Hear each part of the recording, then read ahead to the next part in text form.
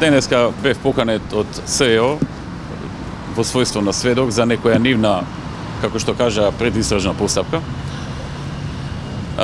Им укажав дека дека ова што го работат е незаконски, дека нивниот мандат веќе одамна е истечен и дека овие предистражни постапки кои што ги тераат практично се малтретирање на граѓаните во услови кога тие не можат да поднесуваат никакви обвиненија и практично работат незаконски.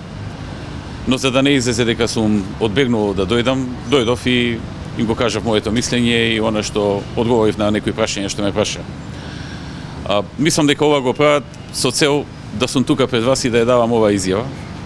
И наместо да се зборува за она што се случува во државата, наместо се зборува за најавеното промена на име од страна на ЗАЕФ, наместо се зборува за непокачувањето на ветените 100.000 денари плата на лекарите или 500 евра просечна плата, или скандалозниот договор со Бугарија, или пак двојазичноста која што СДСМ ја промовира во парламентот, да се зборува за тоа дека јас сум бил повикан во СЕО и дека сум дал некакви изјави во својство на сведок. Тоа е целта практично на целата ова работа, све ова политички.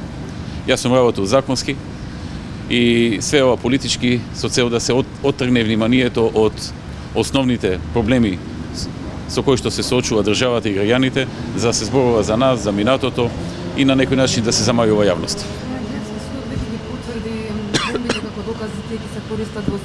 Ќе ја негирате содржината и на судењето? Знаете што? Членот 12 од законот за став 2 од законот за кривична постапка е многу јасен. Дека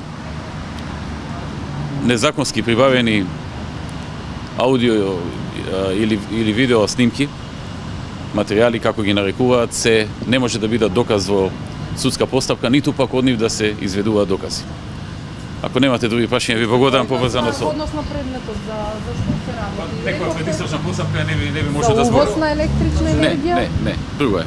Кои други лица исто се споминат? Со обзир дека се работи за предистражна постапка, мислам дека законски не сме да соопштува.